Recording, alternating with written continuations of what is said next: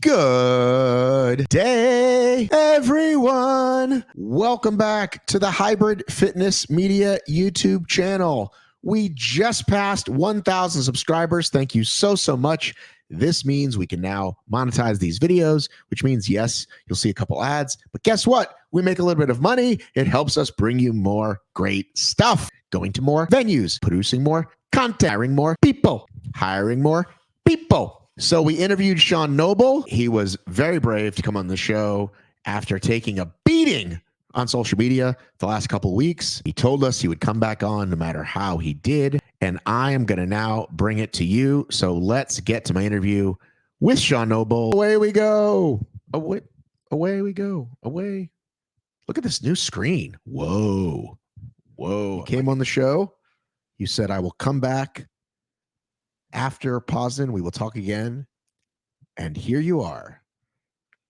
Thanks for having me on.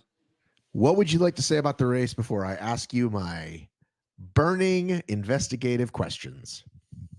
I'd just like to say it was a great event by Poland, HYROX Poland. I met some incredible people there. I was humbled. I really was. I really actually enjoyed the whole experience. It was a great race for me up until probably the lunges. I was neck and neck with first place. You can go back and check the splits. Everyone that watched the stream. And I was humbled. The guy that won, Prima, it was an incredible performance. I was not going to beat him that day. He was blowing me out. I got on the rower and I was 125 meters behind him. And I was screaming at myself, kind of cursing to try and get myself going. And I looked over and he was pulling a 137 the whole time. I've never seen anyone pull a 137 for the whole 1,000 meters on a rower. And I just like, fair play. You're on a different level today. So yeah, humbling experience. Very annoyed at myself on the wall balls. I'll be honest with you. I thought I was going to get like going into them. I knew I wasn't going to win. I thought I was going to get a 58. And looking back, I wasn't hitting the top of the target. Correct, no reps for. I did 150. My fault. Yeah, my worst ever wall ball time. But it was a learning experience. I'd not make excuses like leading up to the race. Like I'm not one for making excuses. My grandmother passed away. I attended her funeral like 2 days before. Oh, I'm sorry. Yeah, no excuses. My girlfriend's going through a bit. She's over in Lithuania. Her grandmother's not well at the moment, so there's a few things that were in the background. I wasn't well the week before from probably what was going on, but I was healthy on the day. There's no excuses, and it wasn't a good performance. It was good. It was okay up until the lunges, but then I fell apart. I do want to talk about the lunges, but let's talk about the wall balls first. Yeah. So whenever anybody's filming the wall balls, usually we want a nice side angle to make sure that the person's getting depth, right? Yeah. So your guy was behind you, but it looked like you were getting really good depth, but the ball was hitting somewhere between the first and second target, and we couldn't hear him counting. So I thought, like, he's getting a lot of credit here. And then he did this to your mate who was screaming at you, which I knew meant to get it higher, but he thought you had one left. He's like, one left, Sean. I'm like, no, I don't think that's what he's saying. So you did have a really harsh judge, but that's what we want. We want a really harsh judge. Oh, and he came up to me afterwards and he said, well done. And I have a lot of respect for that judge. I watched him throughout the day. He's very strict, but he's very fair, very fair. Same with the burpees. Like, they were all over me in the burpees. And it was 100% correct. There was no issue whatsoever. And that's the way it should be. Like, if I had that in Amsterdam on the lunges, there wouldn't have been any issue afterwards. So, I felt like I wasn't there. I didn't have the zip in my legs like I did in Amsterdam. But like the wall balls, it just really pissed me off because I thought I never break mentally in a race, and I felt I broke a little bit. I broke when I got to, I think I did 55 my first set. The plan was to get to 60, 70. And I turned around and he counted 35. I think I got 20 no reps. And then I was like, oh shit, that's not good. I knew I wasn't. I like to hear it though. Like, I tell my judge, like, tell me every 10. Yeah, And yeah, no, he didn't. He didn't count it, but he did tell me. He said you're not. You're throwing it like you said in between the top and the middle. It's like probably like 6 inches off or something. It was very close to getting like hitting the middle of the target, but I was off.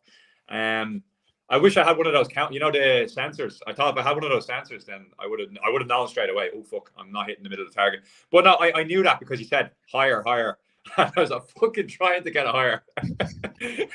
your depth was good. You kept your depth really good, which I was impressed with. Yeah. On the lunges, you did take some baby steps. They weren't as bad as last time. So did the guy in front of you. Your mate, what he should have done, just tell him in the future, is to get a little bit ahead, and then he can get you coming towards and then move again. He was trying to be even with you, so we'd only see 1 or 2 reps, and then he would move again. But the guy in front of you also had some baby steps. And Yeah, listen, like sometimes you're not even conscious of it, but you gotta be. yeah, no, but like they were all over me in the lunges, and like I promise you, Matt, I tried to keep everything within 100% of, if there was any baby steps, it was genuinely because I just was trying to move. I wasn't trying to take steps at all. There was no like my lunge time was slow. It wasn't even fast. It was slow. I fell apart at the lunges. I was in second place, leaving the lunges, and third, I can't remember who they are now. Alan Poja, and I think who else was? I think it was Alan. I can't remember anyway. Whoever second and third were at the time, or sorry, third and fourth. They caught me at coming out of lunges, and then my head just went because I went from neck and neck with first place to being fourth, going into the wall balls. And But I if the just wall balls went well, you still would have come out second or third, right? yeah, I know. I just broke. I've never broke mentally in a race, and I just got into the wall balls and I broke. I just wasn't. It could have been the emotions from, what was going on personally, with me and my family. During the week, I was questioning even traveling because I wanted to be. My girlfriend's over there in Lithuania, and I wanted to be with her family, and like she's, her grandmother's not well, and I wanted to be with her, and I felt. I don't know. I felt a bit selfish going to the race, on the day, and I just think I just broke mentally on the wall balls. Um, I've never done that before. It's always been I couldn't possibly do it, or physically I couldn't possibly like do another rep. But I felt I could have possibly completed a rep. It's just that mentally I wasn't there. I really appreciate your honesty. And, I wasn't sure when I reached out to you if you were in a bad way or not. I was like, well, maybe he won't respond. Maybe he'll wait a day. And so I just got to say, I applaud you getting back to me right away, coming on here right away. I would say you were almost eager. You were like, yeah, man, what time tomorrow? I was like, okay, cool. Let's do it. Yeah. I'm appreciate you having me on. Like, I thought the race itself, like, I don't know if you've seen the race, like I saw people that most of watch the race.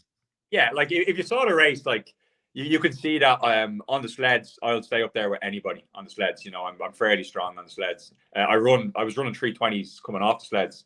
My burpees were decent. I think they were 240. I was in decent shape up until the rower. Rower was decent. Erg's decent. But yeah, I just take a lot. Like, this is a humbling experience, and I need to go back to the drawing board. And I feel with me, it's not fitness, it's technique. I need to drill down technique. I need to be 100% on my lunges, and I need to, in my gym, sometimes I don't actually have a target. I use a 12 kg when I practice wall balls. And sometimes I just kind of visualize where the 10-foot target is. Well, now you got to put some tape up there. Yeah, I need to get some tape up there. I need to get some visuals on it. So that's going to be a learning experience. And also, I cramped really bad in my side coming off the farmers. So I think my nutrition wasn't correct going into the race. So it's all a learning experience. No excuses. Absolutely, I was beaten. I wouldn't have, even if I was in tip-top shape, I don't think I would have beaten first place that day anyway. Did you talk to him? Because we've never heard of this guy. Yeah, I know him. I actually beat him in the World Championships in Nice, only by a couple of seconds. That's why when I was on the rower, I beat him on the wall balls, and I thought because he was only 100 meters ahead on the rower, I said, keep the same pace, and you'll beat him on the wall balls. But I've never seen anyone, even in the Elite 15. Honestly, I've never seen anyone pull 136, 137, and he he like comfortably pulled a 136, 137 and got off that and ran a 340 then. It was ridiculous, you know. But yeah, no, he's serious. He's going to be definitely up there with Elite 15. He's only getting better. He doesn't race that often as well. Yeah, let's look him up. Let's go to High Result. What's his name again? Porema, P-O-R-E-M-A. P-O-R? Yeah. Christian Porema. Sorry. Yeah. Come on, man. Sorry. My Polish. You got a Lithuanian girlfriend. Are you multilingual? No, I'm trying to learn the language now. Very, very, very much struggling though. All right, so let's go to this guy. In this race, we work workouts. On the row, he had a 3:48, the fastest row of anybody, obviously. And then on the previous race, what did he do? What did he do in Nice? Just over the hour, I think, in Nice. But he's obviously improved since then, because I remember racing him in Nice and he wasn't producing the same output. He was a 3:58. What did I say he was in? 3:40, 10 seconds faster, which is huge on a row. Yeah. And his runs were, let's see, does it say the average? 3:27? Oh no, this is the total. Where's the average on runs?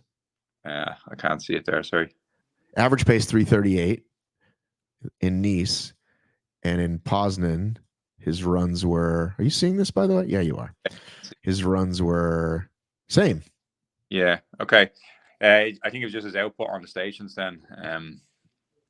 But yeah, 3:38, it's not to be sniffed at either, you know. It's pretty good. It's pretty good. Out of interest, what was my runs actually in Poznan? I'd say probably similar, maybe. Let's have a look. Sean Noble. What do you want to see? Just the runs. 3:43. What do you usually run? I think that's around similar to what I usually run, yeah. But this is actually more of this 29. I don't know if you can see my mouse. The 29:40. The total is what we really want, right? Yeah, more exactly. Than the pace, because that includes the rock zone, right? Or no? Yeah, because the rock zone was big in Poznan and the runs were probably a bit shorter, so that's probably why. Well, if we believe them that they do it the right way. So the running total is 29:43, and the last time you raced, it was. Why does it have Oh, because you DQ'd. You took your. I can't see the last one. It was 30. It was 30 minutes and 15 seconds, but the rock zone was smaller, so it was very, very similar. Right. Yeah. But it was I was much faster. I did 3:25 on the wall balls, and I did 6, and that's 3 minutes, and then right. And there's another thing I want to say that I think people might be asking is like, you had a really strict judge who was right on you, and someone might say all those guys that passed you might have had a less strict judge, right? Yeah, which is very possible. Yeah, but it doesn't mean that's okay, right? No. Like, again, it cost you because you had a really solid judge, but just because everyone else had a bad one, it's unfortunate for you, but it doesn't mean like, you're just saying you still got judged the way you should have gotten judged, even if other people didn't. You see what I'm saying? Yeah. There was a few people. There was someone I noticed, and I don't think it was any targeted or any like they were trying to target me or anything. But people said the race director was in wall balls and the counter volunteer, because I came in 4th. Usually 4th place, you just have a volunteer that counts. But the race director actually came over and said, "I'm going to count him." Well, so I was counted. Yeah, I don't know if that's true, but. I mean, listen, that's what you want. You want to be able to say to everybody, I had the best judge, and this is the time I put down. Right? Yeah. The judge is spot on. Like, I don't think I'll ever do a 6-minute wall ball. Like, that's ridiculous. I've never done a 6-minute wall ball. Yeah, your mate was going nuts. He's like, oh, he's fucking screwing you. I mean, listen, if it was my mate, I'd probably be just as mad, but the judge was right on. Like I said, I noticed it. I noticed it before it became aware to the public, because like I said, I could just tell, but I don't know. And then people were commenting about that, by the way. People were saying either on Facebook or in the feed, like they've asked the judge and the judge won't tell them. And it's like, the judge has to be able to tell you. Sometimes I want it every 5 because I just lose count so fast. So I'll say to them as I get there, like, hey, would you do every 10? Would you do every 5? And if they're not counting it out, I'll say, count it out. And I'll keep going because they should be able to do that. That's not a tough request. You know what I mean? That's not an unreasonable request. That judge is really good. I was watching him throughout the day. But do you usually request, or do you care? Do you just keep your track in your mind because you usually don't get no rep so much? Yeah, no, usually I don't get no rep that much, and I usually do bigger sets. And sometimes, like when I go in, I say, "Tell me when I'm at 50," right? Because I usually get to 50. But I knew I was getting no rep, and I wasn't going to get anywhere near 50. I did 55 my first set, but I knew I was getting no rep. I turned around to say, "What was the count?" I think it was 37. Right. So, right. But you might have adjusted it. I mean, listen, when I have to do 20 reps in my backyard, I lose count. I'll sometimes do 2 sets of 10 in my backyard because I get to 10 and I stop because somewhere in the teens, I'm like, did I just say 15 or 16? You know what I mean? Or you count on the way up of a rep instead of a way down, whether it's wall balls or burpee. You know what I'm saying? So, yeah, I need a loud judge. I always ask for a loud judge. Yeah. But no, like for the weekend itself, like, I really like. I'm very kind of like happy with. Like I had other like athletes that I work with. They did well, and I like it was a great community, and I'm kind of humbled from the racing. I went out thinking I'm probably gonna put it up to all these guys and try get 56 again, and I was on course nearly doing that, but yeah, humbled and really like I love the sport. I love competing, and this is sport. You know what I mean, Matt? This is what sport is. One week you can be a different caliber of athlete, and then next week you can go out. Like you had Elite 15 athletes that got 62 in that race in Poznan. Like Thomas Ferdek, who's raced in Amsterdam Elite 15. So yeah, it's sport, and like I got into the sport because like you'll see, I went from like a 63, 65 pro to a sub 60 because when my dad passed away, I literally used this as a way of burying, working. Like I was doing some insane workouts in the gym, and I knocked minutes off my running, minutes off my sled times, and I used HYROX, and I really appreciate the sport, and I love the sport for kind of a means of escape through that, and that's probably why you seen such a drop off, and maybe because there was such a a big increase, and I was Irish, and there was no real Irish athletes at the time. I got a bit of exposure, but I'm only learning. I'm only learning through, trial and error. I love the sport, and there's other athletes out there that I'm going to get my ass handed to me. I can see them to some Americans that are, they're on a different level. I know that I'm not stupid. I could see it.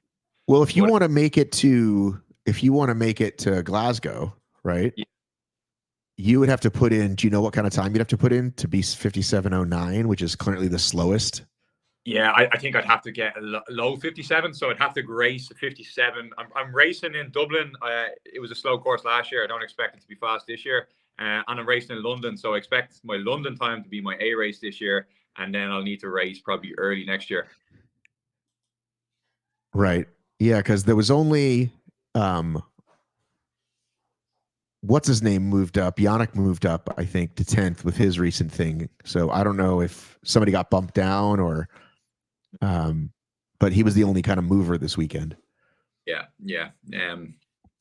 Some great times out in Hamburg, wasn't it? Right, because Thomas didn't have a great time either, like you said. So his best 2 times didn't change, and he was the only other one in the Elite 15. Yeah. It'd be interesting now to see the Elite 15 in Las Vegas, the major. I think that's a kind of a preamble to the actual World Champ, because I think Dylan Scott's a different caliber of athlete when he's on US soil. I think so too. I followed Dylan Scott. Like I think he's incredible athlete, but he's different when it comes. I don't know what it is. Like travel, is it the travel? I know, but he's got to learn to do it. This is international sport. He's gonna have to learn to do it. Yeah, I know. Now he's a different animal. I think when it's in the States,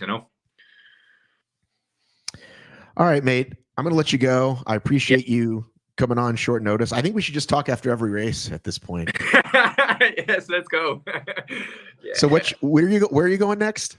I'm racing in Dublin on the 15th of November. I'm doing a pro singles on the Friday, then I'm doing doubles with a friend, and then I'm racing in London at the end of the month. That will be my A race. I Right. picked.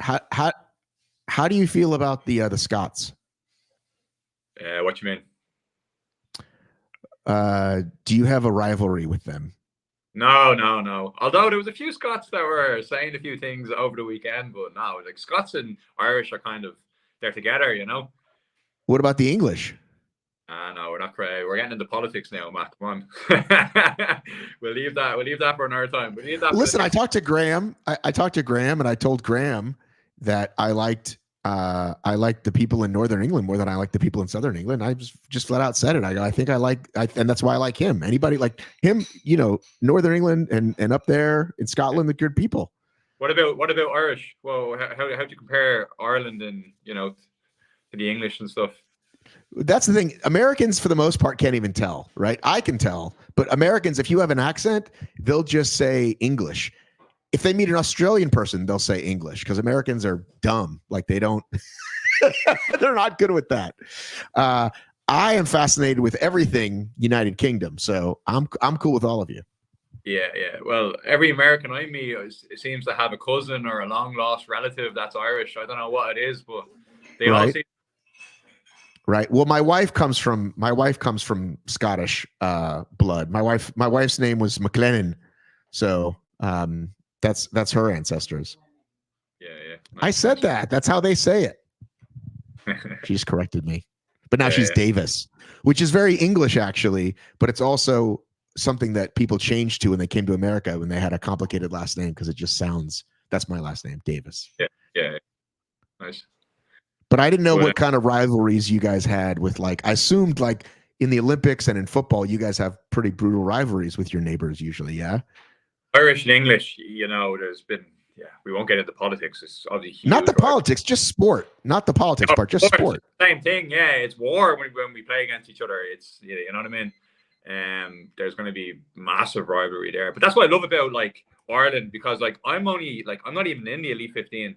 And I feel there's a huge support for me and any Irish, another Irish athlete, Shane McGowan did very well over the weekend. And there's a huge support for us, even though we're not even we're not in the Elite 15, but because we're doing well, they're pushing us. But say that's an American that gets a 59, nobody even really thinks anything because they're oh no, because that's.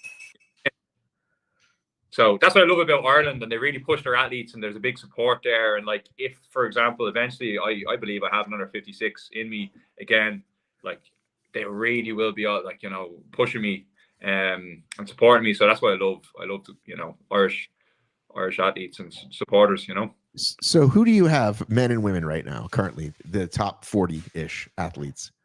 You mean for the Elite 15? Yeah, well, just the top 40 though. Right now, the 40 they show on the page, so they can see who would make it. Who do you have, or who do you have that's bubbling under?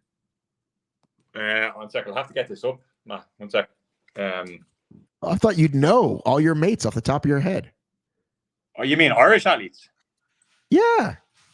No, I'd have. Okay, so I'd have probably. There's some incredible athletes. I think since Tom Hogan retired, so me and Tom are the only two Irish athletes that broke the hour mark in the pro. And then after that, you'll have Shane McGowan. He got an hour in Poznan there. You have, there's a few, you have Ronan Lindsay, who was the world record in the Open, in an age group world record, 54 in Berlin or something. I know people say Berlin was a fast course, but he's still a very good athlete. Then you have, there's a few coming through. The sport is growing so much over here. Everyone, And how about women though? Is there any women? The women, there's a boxer there, Aoife. Oh yeah, that's right. I saw her. Yeah, she's really, really good. And anyone that knows anything about sport, boxing, the training that she's gone through is, she's going to be one for Elite 15. Definitely, if she puts her mind into it, and she'll definitely get there. How many races do you guys get a year? We only get one. See, the problem with Dublin was last year there was too many athletes, and the hall wasn't fit for purpose. It was too small, and apparently, right?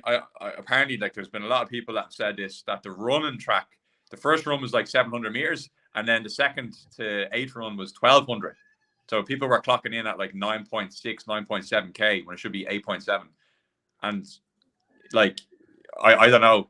There was probably too many athletes there, but like, you know, HYROX, obviously the venues are changing and, you know, each venue is different. Like I felt personally that the running track in Poznan was a bit shorter than the one in Amsterdam. Right. So, yeah, I don't know. Yeah. Last year in Dublin, I remember it was October, right? Yeah, yeah. Yeah. You had about 3,500 finishers. Yeah. On a 1-day event. And do you know that podcaster, the guy that does Coffee Pods and Wads? Yeah. His name's Sean, but they call him Pedro. I think his real name's Sean. What's his real name? Right. He went, and he's like a big CrossFit guy. Yeah. And so he was kind of shitting on it because, like, oh, you know, the CrossFit guys like to check out HYROX, and they kind of looked down on us. And he was like, it was nuts. Like he couldn't get in the venue. Like he made a you know, a video thing, and like it was one of those situations where like to get in is right there, but this door was closed, so he had to go all the way around the venue, and he was saying it was too small. So did they move you to a different venue this time? So that's the rumor. Apparently the hall is a bit bigger. But again, like I know the RDS, like it's not big enough. The halls aren't big enough for HYROX. Apparently it's a different hall. So there's different halls in but you've got to have, like, I know you're a small country, but you've got to have like a big venue for like. Yeah, I think Ireland, like if you know anything about property in Ireland, it's extremely expensive and like to hire anything, and also there's not many venues that are that big. Like we're pretty shit when it comes to that, Matt. To be honest with you, we have nothing. I was actually thinking Belfast. There's you know, maybe because it's getting huge up the north of Ireland as well. So I think Belfast could be a possible venue in the future. Hang on, let's look this up. Okay, you ready there? You ready for this? Yeah, go on. Okay, what about the 3 Arena? 3 Arena, in Dublin. You're talking huge money though. That's what I mean. Like 3 Arena is so expensive to hire. You know, like you get like. Okay. I don't know. Okay. Maybe. What about how do you say this? How do you say this? Gosh. Yeah, that's true. I don't know.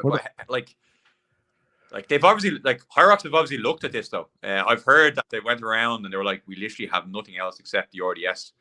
I'd say like we could go see Wicked. Do you want to go see Wicked? You wouldn't be able to rent that, I don't think. Do you want to go see Wicked there? Wicked's playing there. Do you want to see Wicked? Yeah, let's do that. Lion King, all the big shows. And that was Sean. Thank you so much for watching. If you aren't subscribing, please do that now. Also, you can support this channel through the Buy Me a Cup of Coffee thing. You've probably seen it on Instagram before. And now I'm mentioning it here.